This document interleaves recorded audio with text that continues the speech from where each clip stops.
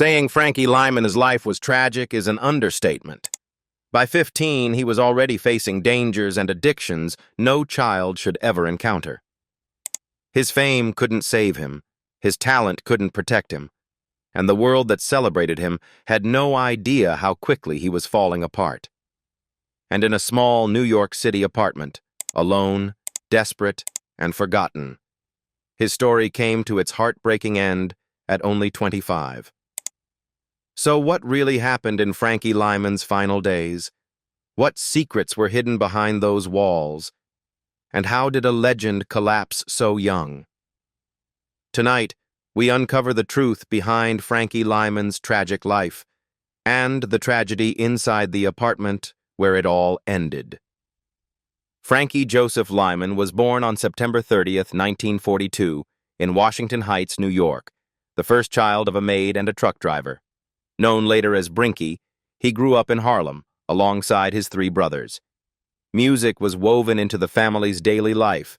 His parents sang in a gospel group called the Harmonies, and his brothers would eventually follow his lead into singing as well. Harlem, however, was a tough place for a child to grow up. The neighborhood's deep economic struggles forced Frankie to mature long before his time. He later reflected, "I was a man when I was 11 years old, doing everything most men do. In the neighborhood where I lived, there was no time to be a child." By age 10, while other boys played games in the streets, Frankie was already working in a local grocery store to help his family pay rent. But the pressures around him pushed him into far darker territory. Even as a child, Frankie found himself involved in hustling, arranging meetings between white men and black sex workers who came to Harlem. He once admitted, "I made a good living hustling prostitutes for white men. I got a commission for every customer I brought them," adding that sometimes he was paid in something extra. And the grocery store wasn't the only place he earned money. In his neighborhood, gambling dens, called King Pot, were common even for young teens, and Frankie was already participating while still in grade school. As a young boy, Frankie found his first real escape in music. He joined a church group, learned to sing, and even picked up the drums. But everything changed the day he watched a school talent show and saw a local doo-wop group called the Cootaville, a mix of black and Puerto Rican kids whose harmonies stopped him in his tracks. Frankie begged them for a chance to join. After months of persistence, they finally let him in, just weeks before his 13th birthday. The group went through several names, the Premiers, then the Harmonies, before settling on the one that would make history, the Teenagers. At first, Frankie wasn't even the lead. He stood in the background, singing backup while still in 8th grade, performing alongside boys who were already high school sophomores. In early 1950s, New York, street corner singing was the heart of youth culture. The doo-wop of that era was what rap would later become for new generations. Every day, the boys would gather outside the neighborhood grocery store where Frankie worked, harmonizing on the sidewalks until the neighbors called the police to quiet them down. Frankie's mother would often shout down the block, "Frankie, it's 9. Time to come home." Their big break came from pure chance. Richard Barnett of the Valentines, a well-known singer, moved into the neighborhood. The boys seized the opportunity and performed for him right on the spot. Impressed by their sound, he arranged for them to audition at G Records. At first, the label didn't want them. They were too young, the executives feared problems with the school board, and no one believed kids could sell records. That changed the moment Frankie opened his mouth. His voice stunned label owner George Goldner, who agreed to sign the group. On one condition: Frankie had to become the lead singer. Because they were minors, their parents signed the contracts alongside 3 lawyers. The boys received a small allowance while the rest of their earnings were placed in a trust to be accessed at age 21. No one realized it at the time, but the dynamic between Frankie, the charismatic young frontman, and the harmonious quartet behind him would later become the blueprint for Motown groups, and even the Jackson 5. Their first release, Why Do Fools Fall in Love, didn't start out with that iconic title. Originally, the song was called Why Do the Birds Sing So Gay? But the label insisted the name had to change. So Frankie and Herman Santiago reworked some of the lyrics, and the song was renamed. That small adjustment would later become a crucial detail, one that explained why the rest of the teenagers never saw the money they deserved. The inspiration for the song came from an unexpected moment in their own apartment building. The teenagers often practiced in the hallways, and one day a frustrated neighbor stepped out and snapped, "I'm tired of hearing the same song outside my door." Instead of chasing them off, he handed them a poem titled, Why Do Birds Sing So Gay? The boys rewrote it during their school lunch period, transforming it into Why Do Fools Fall in Love? Nobody could have predicted what came next. The song shot to #1 on the Billboard Hot 100 and also hit #1 in the UK. Overnight, they became a national sensation. Girls lined the block hoping to catch a glimpse of Frankie and the teenagers. Soon they were performing across all 48 states, appearing in major theaters and on television, the first true crossover group who drew Black, white, and Hispanic audiences alike. During this rise, Boris Levy, co-owner of G Records, took over managing the group. His involvement would later play a major part in tearing the teenagers apart. But in 1956, when they released 9 singles and played some of the biggest rock and roll shows in the country, it felt like nothing could stop them. On tour, Frankie grew close to Zola Taylor of the Platters. Their relationship turned intimate despite their 5-year age difference. As he got older, Frankie continued gravitating toward older women. In an interview, he explained bluntly, "I didn't like the screaming teenage types. They didn't know anything about life. I went for women of 25 or over. They were less trouble and more rewarding." To avoid scandal, especially while his managers pushed a wholesome image, he passed these women off as his mother or older sister. His first serious show business romance was with a nightclub dancer who even toured with him under that disguise. Frankie later recalled their meeting. "I first met her at a party when we were playing in LA. This gorgeous doll walked up, pinched my cheek, and said, 'Oh, isn't he cute?' I told her, 'You're not so bad yourself, baby. You sure look good to me.' She was pretty shocked and said I shouldn't talk to my elders like that. I asked her, 'How about going to breakfast after your last show?' Not long after, he bought some scotch and took her up to his room. Another secret in a life already full of them. In show business, word spreads quickly, and soon Frankie had built a reputation for having a different woman in nearly every city. The act almost fell apart when a newspaper reporter, who had met one of Frankie's supposed mothers in New York, saw him again in Chicago and was introduced to a completely different woman playing the same role. Frankie later laughed about the incident. "I had a hard time convincing him he had seen the same woman in both cities, especially since they looked nothing alike." As Frankie's popularity skyrocketed, his management saw an opportunity. George Goldner decided to push Frankie as a solo act, booking him for individual performances and creating tension within the teenagers. While the group was touring Europe, Goldner quietly sold his share of G Records to Boris Levy, a mob-connected businessman. Before stepping away, Goldner claimed that Frankie and Herman Santiago had written a new song together during the tour. But the teenagers were treated as an afterthought, ignored, overlooked, and overshadowed by Frankie, who was the only one getting interviews or attention. Around this time, they also released Miracle in the Rain. Behind the scenes, Frankie was already recording separately. Goldner hired another unnamed group to lay down background vocals for a track, but when the record was released, the label credited it to Frankie Lymon and the teenagers. The group felt betrayed. Fistfights nearly broke out during their European tour, and fellow performers threatened to strike. By the time they returned to America, the tension had reached a breaking point. One argument ended it all. Frankie walked away, leaving the teenagers behind. In later interviews, the breakup was summarized simply. "Do you want to talk about E1 eliminated? Well, it's not necessary. What happened with the group? Did they just leave on their own? No. They wanted to go as a quartet instead of a quintet. They figured they might make it better by themselves.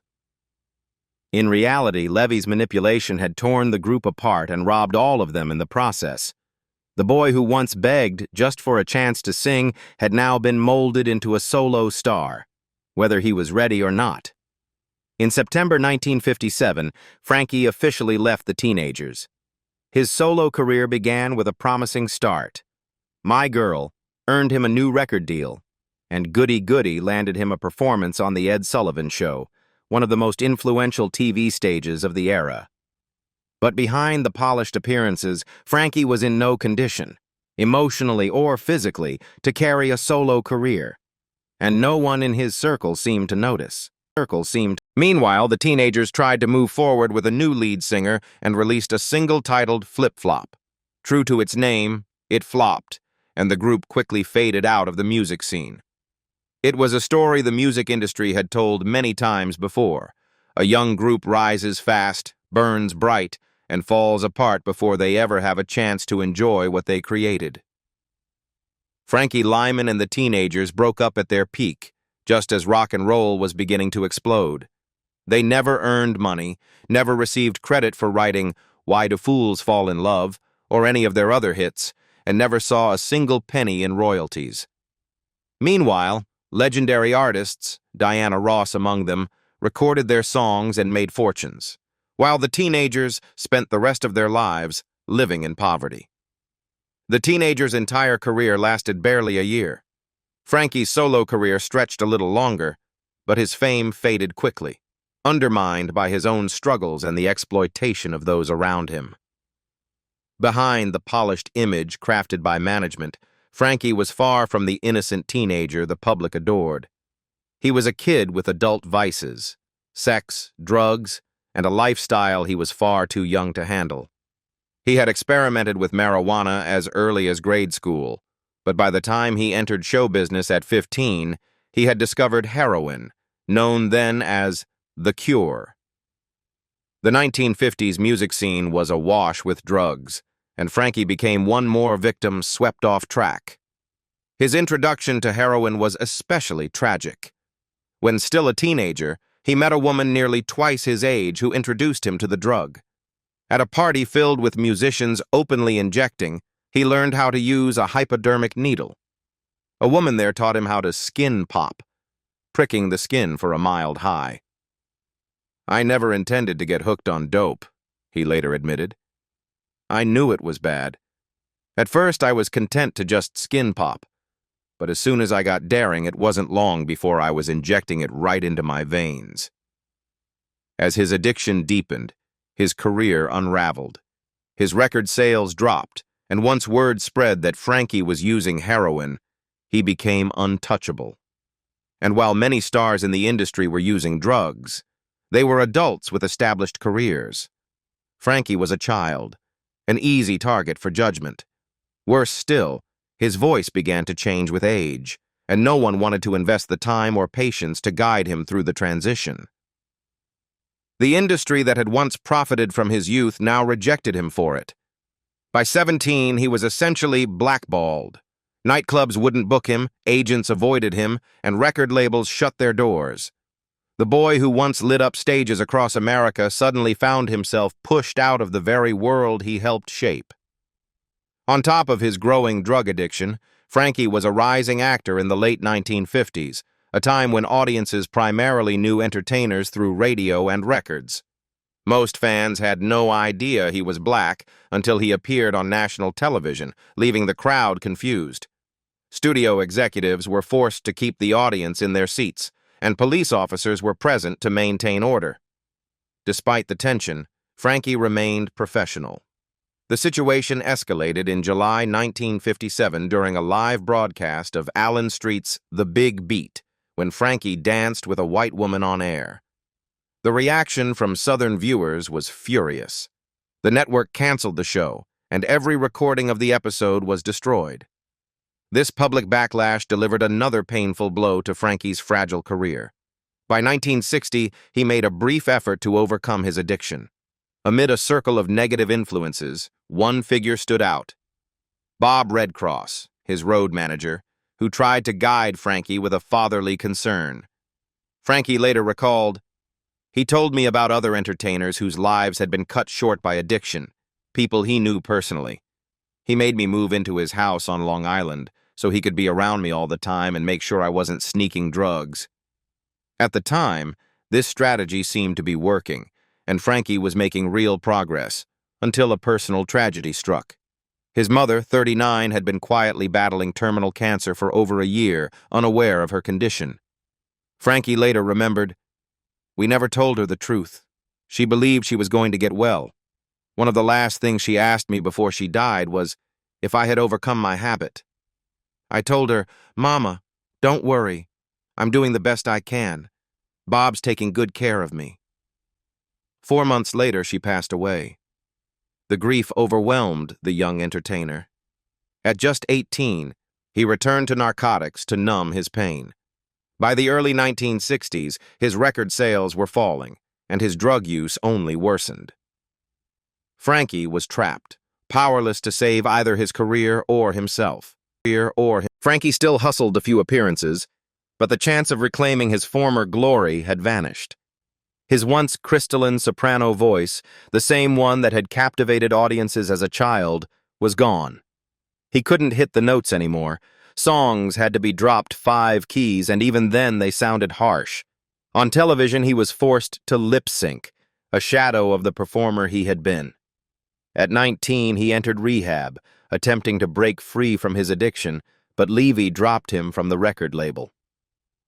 The following years were a painful cycle of trying to stay clean and falling back into heroin. In 1965, he attempted a reunion with the teenagers, but it flopped. The next year brought short-term contracts with 20th Century Fox Records and Columbia Records, none of which lasted. As his fame faded, his personal life became a patchwork of troubled relationships. Frankie married Elizabeth Waters in 1964 after meeting her 3 years earlier. The couple had a daughter who tragically died after just 2 days.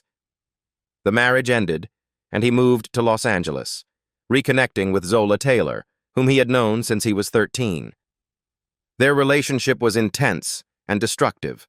Zola allowed him to drain her finances and damage her home, eventually forcing her to move in with her sister. They married in Mexico, but it didn't last, and Frankie struggled to find work. Friends later recalled how painful it was to watch him deteriorate. Performances showed him lip-syncing, his voice unrecognizable. Once a talented, brash, and egotistical star, he now appeared just another face in the crowd. He begged booking offices for work, pleading with owners to remember the boy who had once been famous. By 1965, his final TV appearance revealed how far he had fallen, missing a tooth, damaged skin, and a body ravaged by drugs. Frankie roamed the streets of New York, searching for old show business friends to borrow money for heroin, his system desperate for a jolt. He slept in subway cars, hollow-eyed and unkempt, unrecognizable as the teenage star he had been. Even among addicts and dealers, he was treated like an outsider, constantly tempted backstage by anyone ready to supply his next fix. The once bright star had become a tragic figure, lost in the very world that had once adored him. In February 1966, Frankie was arrested for allegedly stealing a set of drums from a recording studio and pawning them to support his habit. He claimed innocence, though he bent the truth in interviews. By then, his drug problem was worsening, and just a few months later, on June 21, 1966, he was arrested again on a heroin charge. At that point, he would do almost anything to fuel his addiction. During this downward spiral, Boris Levy took advantage of Frankie's desperation, buying his publishing rights for a mere $1,500, a catalog that would eventually be worth millions, though Frankie would never live to see it. Even as his career and finances slipped away, life offered brief glimmers of hope. A judge once warned him, "You don't put this uniform on, we'll put another on you." While serving in the Army, stationed at Fort Gordon, Georgia, Frankie met a school teacher named Mia Eagle, who would later become his third and final wife. Even in the military, Frankie struggled to stay straight. He went AWOL to perform in local bars, ultimately receiving a dishonorable discharge. For a brief period with Mia, he attempted a clean life. But old habits resurfaced when he met Sam Bray, a man who secured him a recording contract with Big Apple Records. With Mia's blessing, Frankie moved to New York, living with his grandmother in Harlem and determined to stage a comeback. He was determined not to fade into obscurity like Shirley Temple, Jackie Coogan, or Frank Robinson. Yet everyone knew the truth. Frankie was an addict, and nightclub promoters and theater owners understood how few could truly break free. His new manager had little money, a former food inspector, relying solely on Frankie's talent, instincts, and veteran know-how. The odds were stacked against him, and the road ahead would be perilous.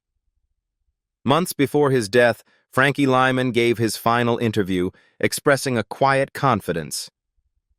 "I know that many people aren't convinced that I've kicked the habit for good, but I know it, and that's the main thing," he said. "Sooner or later, the skeptics will come around.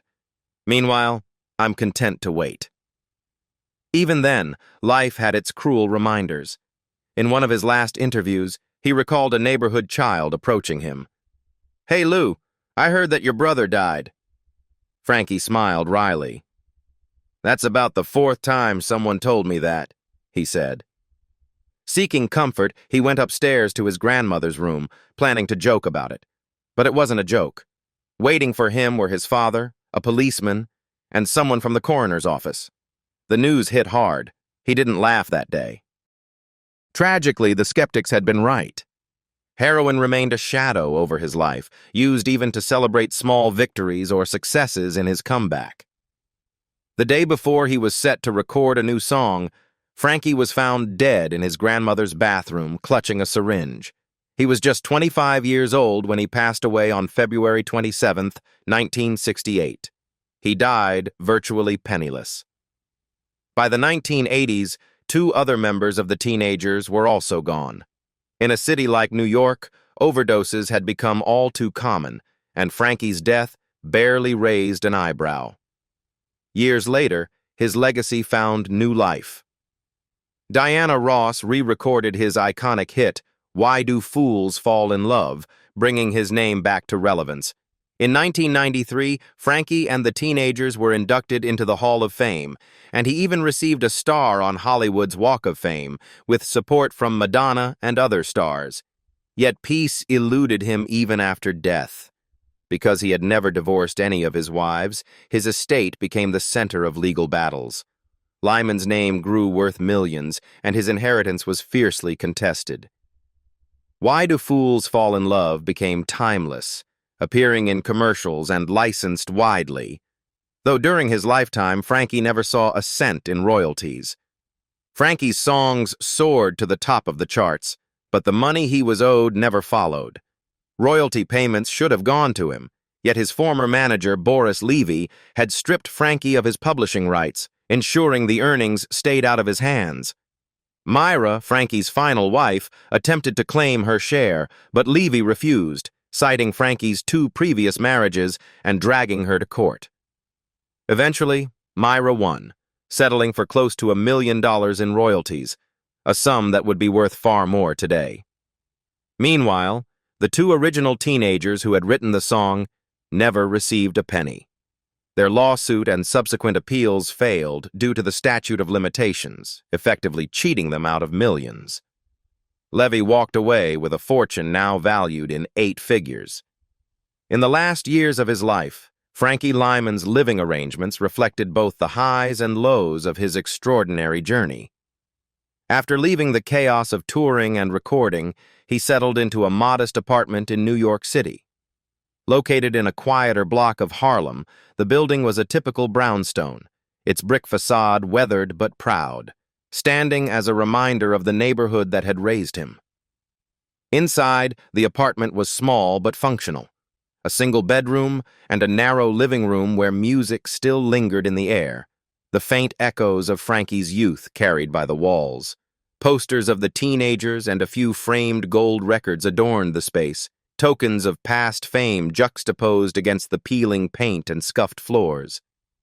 Despite the humble surroundings, the apartment had a lived-in warmth, a sanctuary where Frankie could escape the public eye and sometimes the pull of addiction. Later, when he moved in with his grandmother in Harlem, the house took on a different character. The brownstone, larger and more spacious than his own apartment, had high ceilings and tall windows that let in the city's soft, filtered light. The walls were lined with family photographs, capturing generations of the Lymon family in black and white and sepia tones. The kitchen, with its chipped tiles and worn countertops, became a center of quiet routines, meals prepared, stories shared, a rare sense of normalcy. The living room, with its overstuffed sofa and threadbare rugs, was both comfortable and melancholic, bearing witness to laughter, arguments, and moments of solitude. Books and sheet music were stacked in corners, a silent record of Frankie's ongoing love for music, even as his life outside grew turbulent. The house had its quirks, the creaking floorboards that announced every step, the narrow staircase that led to the upper floors, and the small bathroom where Frankie would eventually be found. Yet, for him, it represented something more than bricks and mortar. It was a place of refuge, a temporary anchor in a life that had often been uprooted by fame, addiction, and loss. Friends who visited recalled the bittersweet contrast, a warm, welcoming home filled with memories and music, shadowed by the tragedy of a young star unable to fully escape the world that had made and haunted him. Even in the quiet of these rooms, the echoes of Frankie's life, from Harlem street corners to national stages, lingered, leaving the house as a silent witness to both the brilliance and the heartbreak of his extraordinary, fleeting existence. Frankie Lymon's legacy is remarkable, especially considering he died so young and his recording career lasted only a few brief years. Yet in that short time, he left an indelible mark on the emerging pop and rock and roll scene. His influence can be seen in countless artists who admired and paid tribute to him. The Beach Boys and Diana Ross, for example, both covered his biggest hit, showcasing their respect for his talent. Other notable musicians who referenced Frankie and the Teenagers include Ronnie Spector, The Temptations, The Chantels, Smokey Robinson, Billy Joel, and George Clinton. Perhaps most striking is the impact he had on Michael Jackson and the Jackson 5, as well as Berry Gordy's Motown acts, who clearly drew inspiration from Frankie's youthful energy and sound. His reach extended even further. Joni Mitchell covered Why Do Fools Fall in Love, and contemporary artists from diverse genres, The Fall, Everything But the Girl, and the Mountain Goats, have referenced him in songs like No Xmas for John Quays, Boxing and Pop Music, and Harlem Roulette, respectively. Frankie's story and influence were immortalized in the 1998 biopic Why Do Fools Fall in Love, starring Lorenz Tate as Frankie Lymon, Halle Berry as Zola Taylor, Vivica A. Fox as Elizabeth Waters, and Layla Roshan as Amira Eagle. The film brought his life and music to a new generation, highlighting both his talent and his turbulent personal life. Recognition of his contribution to music came earlier in 1993, when the Teenagers were inducted into the Rock and Roll Hall of Fame. Despite a career cut tragically short, Frankie Lymon's voice, style, and energy continue to resonate, influencing generations of musicians and securing his place in the history of rock and roll.